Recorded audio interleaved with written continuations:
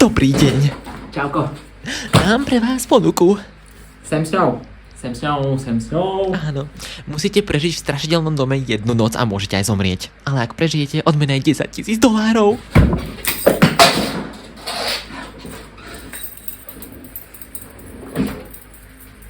Čaute, ahojte, dnes si dáme Classic Cinema Final Boss House on a Haunted Hill z roku 1959 s legendárnym Vincentom Princom. Zoberte si kľúče a poďme dovnútra. Hneď po tomto kriku takto nejako som reagoval, keď som minulý týždeň pozeral počasie. Vidíme hlavného pána Watsona Pritcharda. Povie, že nám ukáže jediný dom na svete, kde straší, čo... Jediný? Povie, že tam bolo zavraždených 7 ľudí vrátane jeho brata. Odvtedy vlastní ten dom. Strávil tam iba jednu noc a keď ho ráno prišli zobrať, tak už bol skoro mŕtvy, čo sa nečudujem, keď tam bol s touto príšerou. Ďalší ujo sa nám predstavuje Frederick Loren. Milionár prenajal si dom na noc, aby tam jeho žena mohla usporiadať párty. Tuto Fredo pozval ľudí, aby zostali v jeho dome jednu noc za $10,000 a prišli v pohrebných autách, to bol nápad jeho ženy. Poďme si ale našich hostí predstaviť. Je nimi Lance Schroeder, pilot. Ruth Bridges, novinárka, ktorá chce napísať článok o duchoch, peniaze potrebuje, pretože gambluje. Už spomínaný Watson Pritchard, David Dr. Trent, psychiater dúfajúci, že duchovia mu pomôžu v jeho práci o hystérii a našu partu uzatvára Nora Manning. Pracuje pre Frederika a peniaze potrebuje na podporu rodiny. Prídu k domu... Toto má byť kopec? Trošku iný od plagátu, ja by som chcel vidieť aj iné zájazdy tuto z Frederikovej ponuky. Mám tu pre vás ponuku, ktorá sa neodmieta. Nový katalóg medzi horami, obklopený plesami, romantika, zvyšte bobre, všetko tam je. Pozrite sa.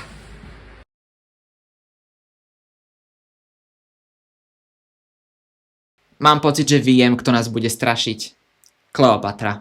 Partia sa stretne a nejaký ujo sa pozrie z nejakého výhľadu a... Toto má byť výhľad zo strašidelného domu? Už sú vo vnútri, kde Watson začne pekným privítaním. Only the ghosts in this house are glad we're here. A tieto poznámky sa tiahnu komplet celým filmom. Partia sa spoznáva a nejako sa dozvedia, že ani jeden Frederika v živote nevideli a ešte aj tú rezerváciu si vlastne zaobstaral cez mail, asi cez poštu, lebo však vtedy mail ešte asi nebol. Stane sa prvá strašidelná vec. Who closed the door? Povedal by som, že prievan. Lance sa ich pokúša otvárať, no povie, že sú z kovu, na čo ja poznám malý vietor kovy prebije. Z hora ich celý čas pozoruje Frederik, ktorý ide za svojou ženou, ktorá na tej party zatiaľ nie je a je to jeho štvrtá manželka. Aj v našom strašidelnom dome máme takého. Jeho žena sa volá Annabelle a na party ísť nechce, pretože aj keď party bol jej nápad, všetkých hostí pozval Frederik a ona tam nikoho nepozná. Raz ho už chcela otráviť pre peniažky, ty nezbednica. Nasypala mu totiž arzen na kocky ľadu. Vraciame sa k našej parte, kde Watson vytiahne z nejakej krabice nôž. Povie, že ním bol že vraj zavraždený jeho brat. Kúsky tiel boli rozmiestnené po celom dome, ale hlavy sa nenašli. Mám pre teba radu. Vôbec si nad tým nelám hlavu. Vraždila nejaká pani, zabila svojho muža, to bol jeho brat, a potom ešte svoju sestru. Frederik príde za nimi a dajú si drink. Vysvetlím, čo sa ide dnes diať. Sluhovia odídu o polnoci, zamknú ich tam a odomknú až ráno. Takže vyzýva, že ak chce niekto odísť, nech ide teraz, pretože potom už nebude žiadna cesta von, keďže okná sú taktiež zamrežované. Ďalšia nadprirodzená vec sa stane pod touto škvrnou od krvi, kde na Ruth je to okvapka ruku.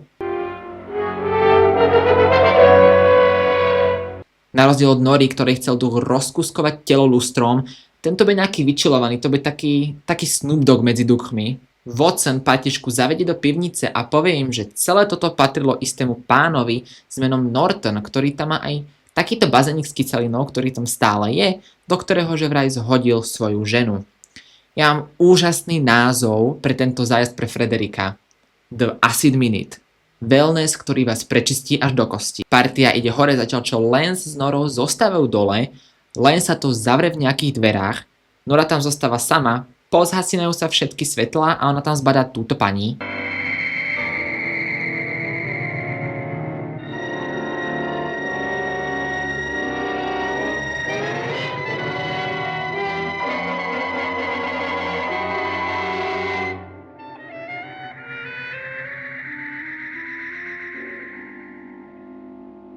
Nevidíš, aké má oči? Aká je stará? Veď ona má možno iba šedý zákal a zabludila. Dobrý deň, neviete, kde je záchod? Pochoďme rovno a druhé dvere vpravo, to nemôžete minúť.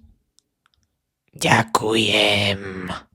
Všetci prídu dole do pivnice a svetla sú už nahodené, dvere odomknuté a Lance tvrdí, že si iba puchol hlavu, čo musel byť poriadny náraz, keď to zhaslo všetky sviečky. Ruth si už 3-krát za tento film vypýtala whisky a 2-krát jej nenaliali, čo ja by som bral ako znamenie. Podľa mňa ona bude dnes ten druhý duch. Títo dvaja si ale nedali pokoj, opäť idú dole, len tam klopka na stenu, niečo sa mu nezdá, tak poprosí Noru, aby išla do druhej miestnosti zaklopať na to isté miesto.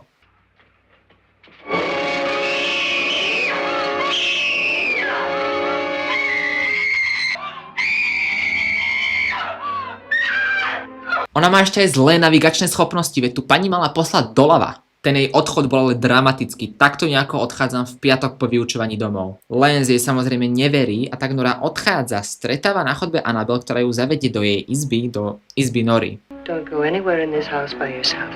Pochybujem, že toto je jej prvý drink, takže chápem. Annabel necháva Noru v izbe a na chodbe stretáva Lancea, tá ho zavedie do zase jeho izby a nejako sa jej nezdá situácia v dome a spýta sa ho, že ak by potrebovala pomoc, či jej pomôže.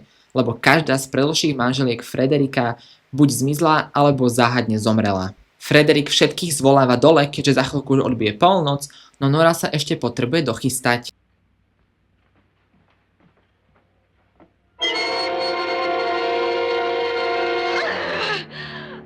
Vybehne jak formula za tieto záclony.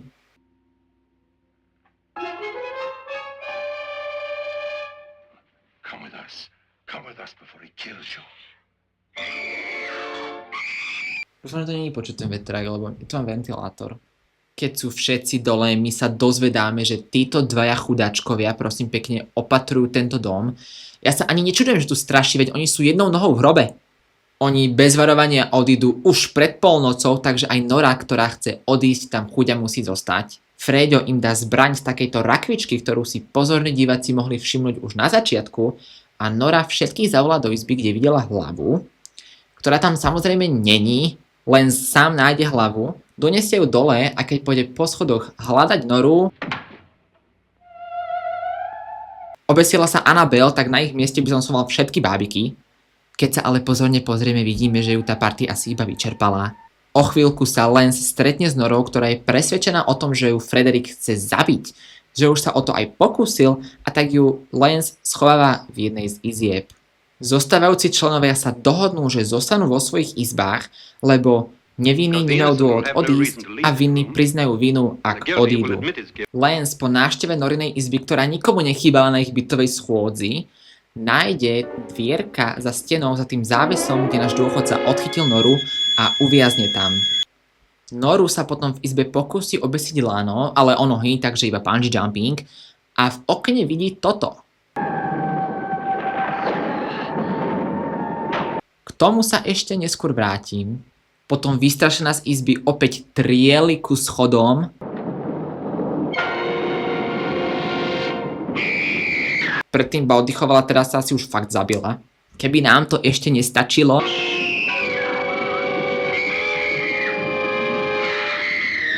ale vybehla ona, čiže ona je ten vrah. Všimnite si ale tie všetky sebecké svine v tomto dome, lebo aj napriek tomu, že Nora tam ide vykričať hlasivky, nikto nevidie, lebo čo keď si budú mysleť, že ja som ten vrah? Keby si zakrieš obidve uši, možno by to aj pomohlo. Ani sa tam nepozeraj, sú tam črevá vnútornosti, radšej si zakry oči. Doktor nakoniec zaklope Frederikovi, lebo počul kroky a orgán, ale toto nie.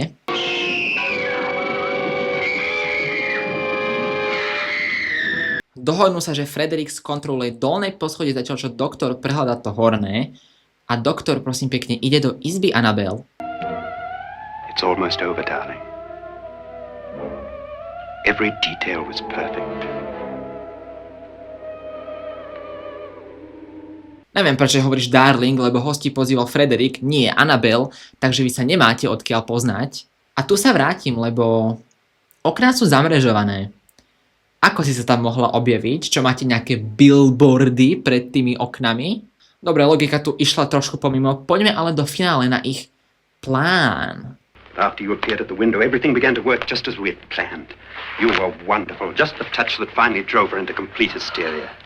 Where's Nora now? What's happening? On her way to the cellar. So scared she'll shoot the first thing that moves. Keď bude Áňa počuť výstrel, má prísť dole do pivnice a mali pravdu, pretože Nora, keď bude v tej pivnici, vôjde tam Frederik. No!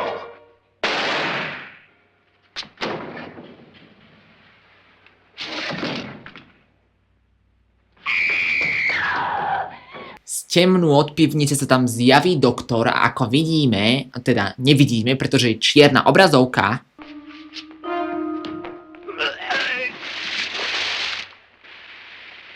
hopsa hejsa niečo člupne do bazéna s kyselinou. Niekto asi využil katalógovú zľavu od Frederika.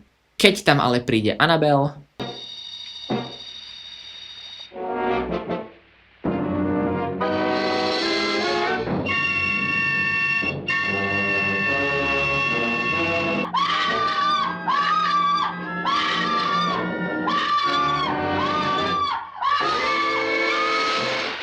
Ako môžeš nepremôcť kostlivca? veď on chudák nemá ani kĺby a odtiaľ to vidím, že je na šnúrkach. Z ďalších temnôt sa zjaví Frederik s takýmto oblečkom na ovládanie toho kostlivca, ktoré mi pripomína umelú ruku z Fantomasa. Nora, Ruth a Watson vyslobodia Lensa a všetci sa idú pokochať na mŕtvom Frederikovi, pretože keď je mŕtva žena, oni nevedia, že vstala z mŕtvych a opäť zomrela.